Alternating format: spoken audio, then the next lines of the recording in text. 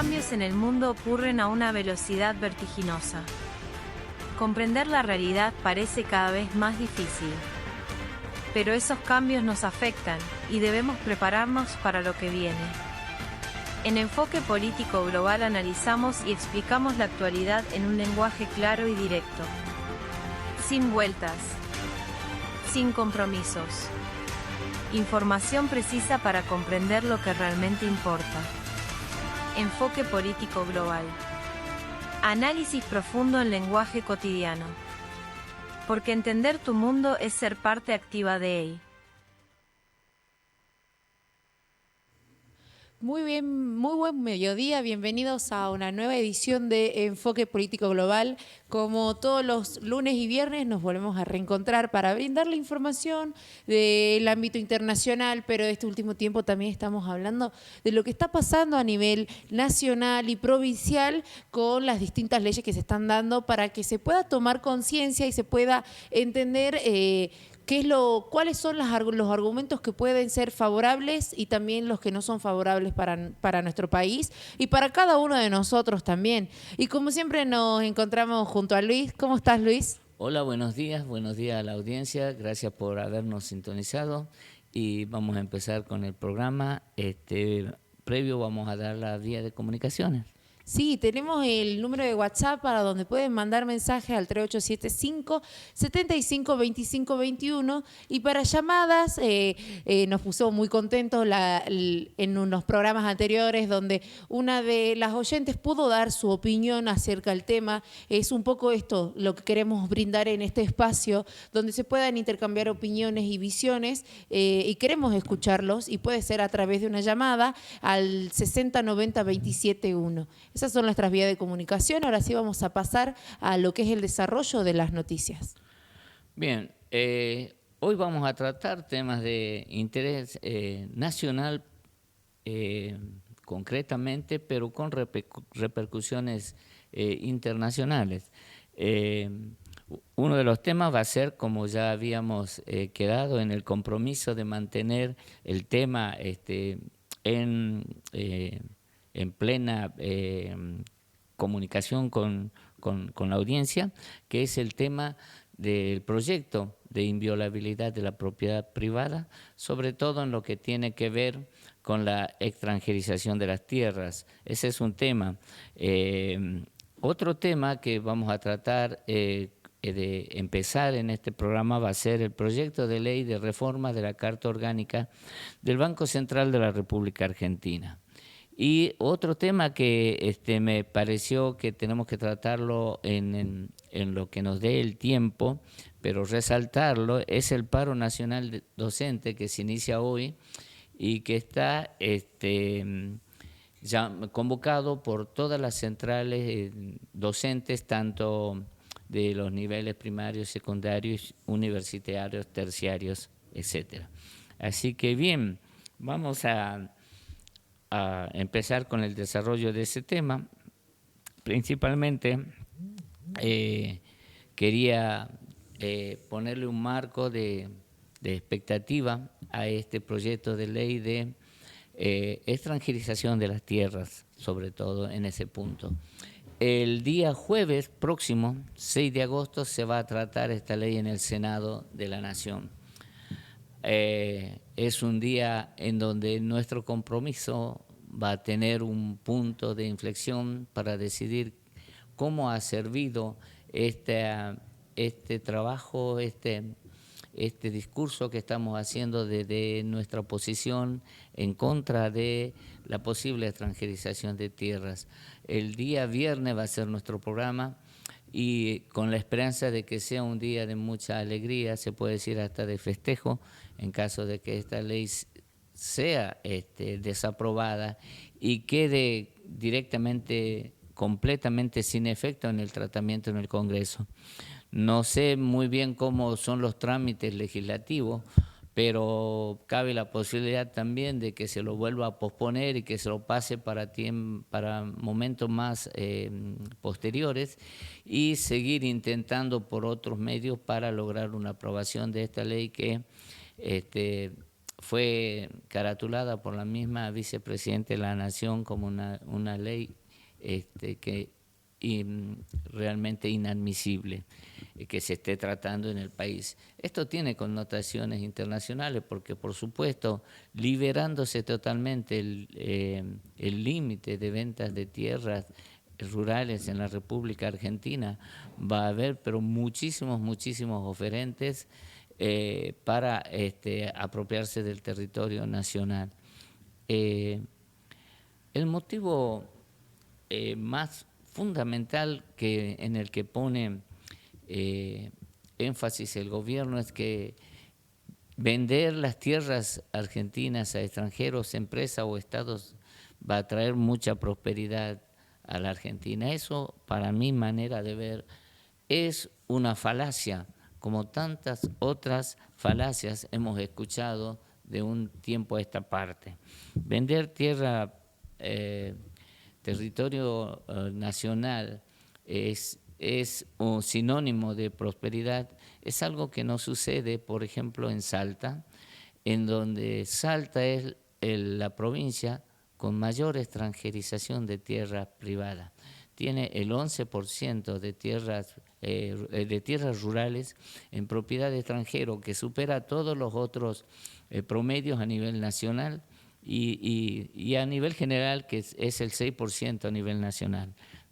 Tengan en cuenta, también lo vuelvo a repetir porque es importante, el caso de Seclantá y de Molinos, que tienen un 50% de las tierras rurales extranjerizadas y en los cuales no se ve la tan prometida prosperidad económica en esos lugares en donde los extranjeros se han apropiado de una cantidad enorme de soberanía argentina. Sí, bueno, también el tema viene a través de esto de que se va a perder el control de los recursos estratégicos en nuestro país, como se puede hablar del agua, uno de los recursos más importantes que tenemos, los minerales, la energía y los alimentos. Esta es la controversia donde empieza a ser el foco de preocupación, porque no solamente es vender tierras, sino que están estos recursos. Y muchas veces escuchaba en un caso de que un extranjero compró parte de una propiedad y había un lago, y ahora impide poder llegar a ese lago, o sea, tomándose como propietario de esa parte. Entonces, los recursos estratégicos también están en riesgo, están en la disputa y en el miedo de cómo se va a llevar a cabo con esta ley que se quiere transformar, que se habla de una mejor economía o poder que el Estado no intervenga tanto en la parte rural, todas esas cosas que van haciendo, pero también hay una consecuencia, que están en juego los recursos estratégicos y cómo también si pasa esto, si los extranjeros también van a respetar eso. Es una situación que viene siendo de controversia y que también el Senado está totalmente dividido y el gobierno no puede llegar a juntar los votos para poder tratar esta ley y se habla mucho, últimamente se viene especulando de que esta ley va a terminar siendo un fracaso, no va a salir la aprobación de esta ley por todas estas situaciones que vienen plantándose y aún más de los recursos estratégicos de nuestro país. Lo que nos alegra mucho es poder notar que se está despertando del letargo en que se encontraban los dirigentes políticos y los sectores sociales que podrían ser afectados con la aprobación de esta ley. Esto es así, ya que no se había hablado hasta hace unos días, era silencio total. Se intentó aprobar esta ley entre gallos y medianoche, al día siguiente del triunfo de Argentina sobre Inglaterra, distraída la población y los dirigentes con el partido del Campeonato Mundial. Hoy en día ya está programado, está asegurado y confirmado una movilización en el Congreso, una movilización en todas las provincias. También han empezado a expresarse los diferentes sectores políticos dentro del Senado de la Nación, que es donde se va a tratar esta ley. Te pido, Valentina, si me podés buscar el nombre, que no está en este momento en mi memoria. El senador nacional por La Rioja expresó su rechazo total a la aprobación de la ley.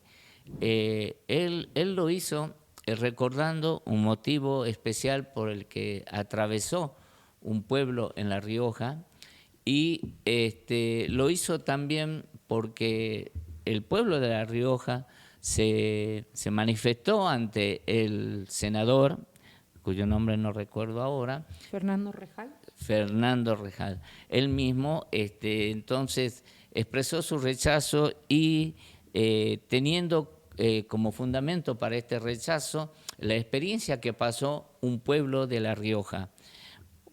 Pobladores que estaban viviendo en tierras rurales se vieron obligados y fueron desalojados de su propia tierra porque se vendió el pueblo entero con las personas y las casas adentro.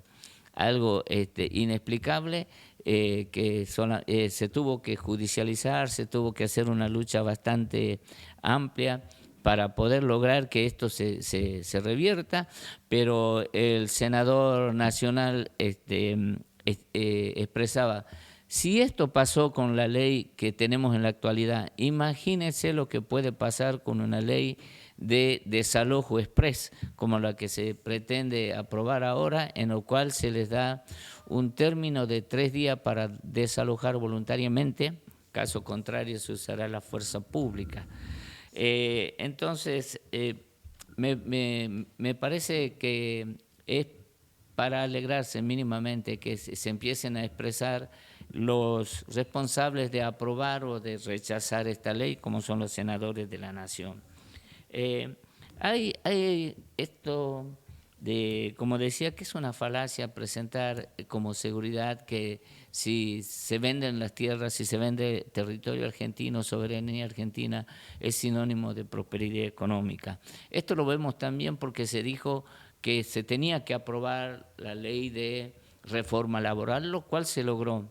La ley de reforma laboral se decía, tenemos que reformar porque esto va a redundar en mayor creación de puestos de trabajo en la Argentina. Bueno, ya llevamos más de un año con nuestra ley y lo único que se ve es una pérdida de los puestos de trabajo por la gente. Y sale hoy con la posibilidad de aplicarse por primera vez uno de los puntos de la reforma laboral. Para esto sí le va a servir, para coartar la libertad de expresar el derecho a huelga, el derecho de paro que tienen los trabajadores cuando ven situaciones injustas por parte de las patronales. Ahora, por primera vez, se puede llegar a aprobar uno de los puntos de la reforma laboral, que era el de sancionar a aquellos que se adhieran a una medida que atente contra un servicio esencial, y se lo presenta ahora justamente con el paro nacional docente, donde para evitar que esto sea un paro realmente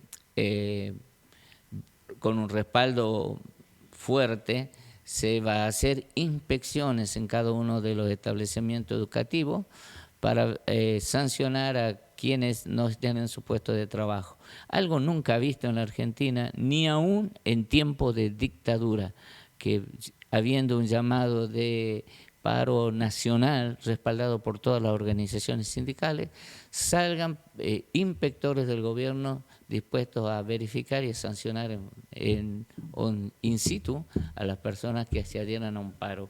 Un atentado total con una simple ley de reforma laboral contra un derecho constitucional como es el derecho de huelga y el derecho a la protesta. No, como digo, es una falacia más. La reforma laboral no está dando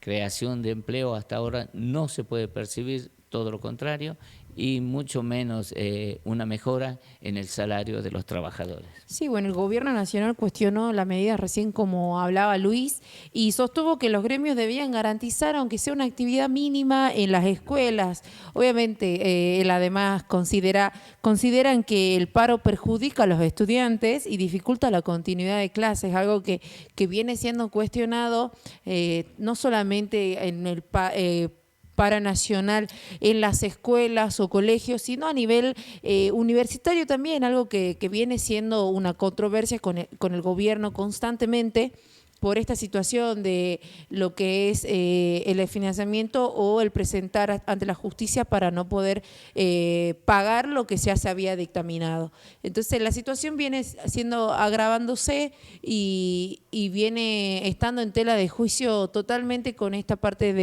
del paro docente. Hay muchas oposiciones que se dan desde donde algunos consideran que van a ir perjudican a los estudiantes y por este tema de las pérdidas de clases después que no se puede recuperar y todo. Y por el otro lado también apoyan la medida de los docentes con lo que es el sueldo, algo que hoy, como programas anteriores hablamos, que se vive una cierta crisis a nivel económico, donde Argentina está un poco acostumbrado, y es tristemente que estemos acostumbrados a vivir en crisis, pero la situación se está agravando y no se está viendo esa propuesta del gobierno, donde fueron una de las mayores propuestas para asumir esto de poder mejorar la economía, bajar la inflación, obviamente entendiendo que lleva un proceso.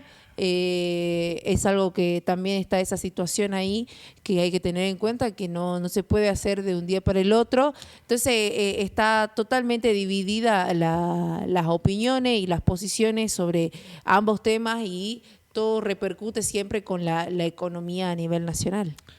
Así es, Valentina. Sabes que uno de los fundamentos de las razones por la cual también se lleva este paro es porque están solicitando la aplicación de una vez por todas de la ley de financiamiento universitario, que fue aprobado por mayoría total, absoluta, por ambas cámaras en el Congreso de la Nación, que también fue judicializada y que tendría que estar siendo puesta en vigencia por el gobierno, pero en su terquedad infringe todos los mandatos legales y constitucionales, y aún hasta la fecha no está haciendo cumplir la ley de financiamiento universitario, lo cual perjudica no solamente el salario de los docentes, a los docentes sus trabajos, también a los estudiantes, sin que se aplique como se debe aplicar la ley de financiamiento educativo. Muchas personas, ¿de qué les sirve ir a clase si los sistemas que no están funcionando como tienen que funcionar? ¿De qué les sirve al profesor, al maestro, ir a dictar la clase si no puede llevar a su casa el pan digno para su familia? Estas son muchas de las contradicciones que tiene un gobierno que se llama libertario y que se llama el gobierno de la prosperidad. Hay otra falacia que vemos constantemente, se escucha constantemente, y dice que tenemos que desear que al gobierno le vaya bien, porque si al gobierno le va bien, a la gente le va a ir bien. Y yo no creo en eso como una verdad absoluta. Al gobierno le puede ir muy bien, pueden tener sus cuentas todas saneadas, pueden tener 0 de inflación y la gente morirse de hambre igualmente. Puede haber desnutrición, puede haber personas en la calle, en situación de calle, puede haber caída del salario, caída de los puestos laborales, cierre de pymes, cierre de industria como la industria textil, que está pasando por un momento crítico, dramático, y al gobierno le va bien, las cuentas cierran y la población pasa penurias. Los precios de los alimentos, lo nota cada ciudadano día a día, suben por un ascensor, y los salarios y los puestos de trabajo ni siquiera por la escalera, están estancados y se van a pique. Es una situación que se ve también en el otro punto que queremos tratar, que es la ley de la reforma de la Carta Orgánica del Banco Central de la República Argentina, en donde propone varias cosas, pero encontramos, para empezar, un tema que me hace recordar mucho a la forma de expresarse y a la forma de desdecirse, como si nada tuviera valor las palabras, el discurso. Me hace acordar mucho a Donald Trump cuando dice ya está el acuerdo, después no hago acuerdo, hago desaparecer a este país, vamos a negociar mejor, y tantas veces que se dijo y se les dijo. En su campaña electoral, Javier Milei dijo que el Banco Central de la República Argentina es la peor basura que existe sobre la tierra. Y dijo también, con estas palabras textuales, al Banco Central de la República Argentina hay que dinamitarlo. Dijo, es algo que, otra expresión dijo, el cierre del Banco Central de la República Argentina no es para nada negociable, no está en negociación, se cierra o se cierra. Y dio un plazo de 1 año, ese plazo ya se pasó holgadamente. Tras el cierre del Banco Central, lo que sí seguro tiene que venir es una dolarización. Tenemos un ejemplo de esta contradicción, de esta falacia de que no hay inflación, no hay Banco Central y todo marcha bien en la sociedad y a la gente le va bien. Ecuador, uno de los países que no tiene Banco Central, entre otros Panamá también, hace 26 años que dolarizó su economía. 26 años va a cumplir, ya tiene 25 años y va rumbo a los 26 años que dolarizó su economía. No existe moneda nacional, todo las transacciones, las macro y las micro, hasta el más pequeño detalle, es en dólares. La inflación anual es igual a la inflación mensual en Argentina. Por muchos años, por 26 años, estuvo por menos de un dígito, la inflación mensual de 0, tanto, de 1 punto de porcentaje la inflación. Sin embargo, el pueblo sigue mal. La pobreza crece, el desempleo crece en Ecuador. Es una falacia intentar decir el Banco Central no funciona y todo va a cambiar para bien. Para darle un ejemplo de información oficial en Ecuador, el costo de la canasta familiar en Ecuador es de $828, 829 redondeemos, es lo que cuesta una canasta familiar. Mientras que el salario básico en Ecuador es de $450. Es decir, que con el salario básico no llega a cubrir la mitad de la canasta familiar. Estamos hablando de canasta familiar solamente, que representa lo que se gasta en alimentos y en cuestiones básicas. No estamos hablando de otros rubros que también son importantes y vitales en la vida de un ser humano. Bien, con esto y en muchos países que han llegado a aplicar la ley de cerrar un banco, y lo que propone ahora a cambio, como si nada hubiese pasado, es mantener el banco para siempre. ¿Por qué digo que propone mantener el banco para siempre? Porque uno de los puntos que propone esta ley de la reforma de la Carta Orgánica es la posibilidad de nombrar al presidente y al directorio del Banco Central de la República Argentina, de manera tal que la reforma hace que sea prácticamente imposible removerlo del cargo, haga lo que haga y cumpla o no cumpla con la función con el cumplimiento de los deberes de la Carta Orgánica, que la Carta Orgánica le impone a esos funcionarios. Se hace casi imposible. Javier Milei puede dejar el gobierno, pero va a seguir manejando la gente que imponga en el Banco Central de la República Argentina hasta que se mueran los destinos del Banco Central de la República Argentina. Bien, digamos que yo digo, no lo puedo dinamitar, bueno, me lo voy a adueñar. Y yo realmente creo que hay muchos puntos que se deben de modificar. No puede ser que un presidente o un director de un banco central tenga mayores exigencias para retirarlo del cargo que el presidente de la nación, que que un diputado, que un senador, que hasta que los jueces.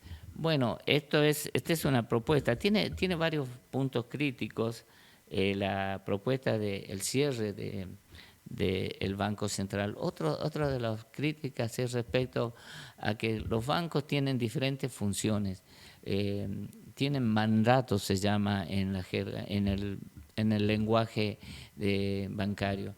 Y por ahora el Banco Central tiene 5 mandatos, entre ellos, por ejemplo, de proteger el empleo, de proteger la educación, donde entra también esta polémica del financiamiento educativo, y también de la inflación y el cuidado del valor de la moneda argentina. Bueno, ahora se lo quiere reducir a un solo mandato, creo que también incluye vivienda.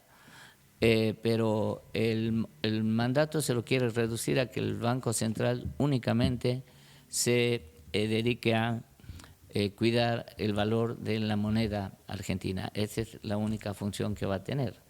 Sí, bueno, también otra de las situaciones que como Argentina también sufrió es la sobreemisión de monetaria. Entonces, una de las situaciones que plantea también es la emisión de pesos quedaría más limitada y vinculada a criterios técnicos, evitando el uso para financiar gastos públicos. Es una de las situaciones donde el Banco Central no podría comprar ni asumir la responsabilidad de distintas deudas públicas para cubrir lo que es el déficit fiscal. Esta situación de la emisión de dinero ha sido un tema complejo, ha sido un tema de debate también, que ha llevado a la situación donde estamos. O sea, todo fue como una vinculación, a lo cual está esta situación plantada ahora con poder reformar la carta para lo del que es del Banco Central, y una de las situaciones es poder que el Banco Central no tenga que asumir ningún gasto público ni ninguna deuda que tenga asumida lo que es lo público, y evitar limitar la emisión monetaria, que esto siempre se habló y como el gobierno planteaba que era uno de los puntos claves para para lo que es la elevación de la inflación constante. Desde que se asume, se viene controlando la emisión monetaria, es algo que se viene restringiendo hace bastante tiempo y hoy se quiere llevar ya con una reforma directamente votada para poder hacerla activa, ya más que mal ya está activa, pero poder hacerla legal en este caso. Sí, hay un tema también que es muy polémico, es muy peligroso, que se propone con la reforma de la Carta Orgánica del Banco Central de la República Argentina, que es una copia de lo que está planteado en Estados Unidos, que se llama el shutdown del Estado, el cierre del Estado, como no puedes emitir dinero y no puede buscar financiación porque no es su tarea. En el caso de falta de dinero, y eso pasa muchas veces en Estados Unidos cuando se tiene que aprobar el presupuesto anual, se cierra el Estado. Se cierra el Estado quiere decir que nada del Estado va a funcionar.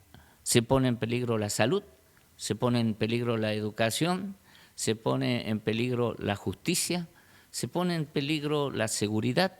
Ninguno de los organismos en donde existe esta falta de recursos va a poder funcionar hasta que no se resuelva el tema.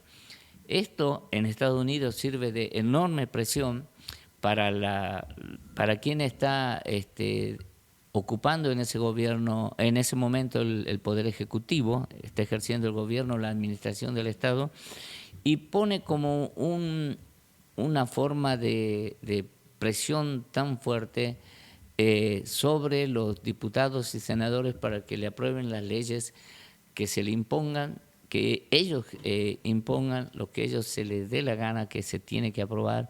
Caso contrario, el Estado no funciona. Esto pasa prácticamente, últimamente, mucho más seguido en los Estados Unidos, sobre todo en los gobiernos de ultraderecha de Estados Unidos. en donde no me importa que se cierre el Estado, no me importa que no haya asistencia social, ninguna cosa funcione hasta que no me aprueben el presupuesto como yo quiero, beneficiando siempre a sus amigos, hasta que no me aprueben el presupuesto como yo quiera, recortando recursos que son para beneficio del pueblo. Este es el peligro que tiene aprobar el shutdown, el cierre del Estado por falta de presupuesto. Bueno, estamos en tiempo de una pausa. Enseguida volvemos con más información en Enfoque Político Global. Los cambios en el mundo ocurren a una velocidad vertiginosa. Comprender la realidad parece cada vez más difícil. Pero esos cambios nos afectan y debemos prepararnos para lo que viene. En Enfoque Político Global analizamos y explicamos la actualidad en un lenguaje claro y directo. Sin vueltas. Sin compromisos. Información precisa para comprender lo que realmente importa. Enfoque Político Global. Análisis profundo en lenguaje cotidiano. Porque entender tu mundo es ser parte activa de él.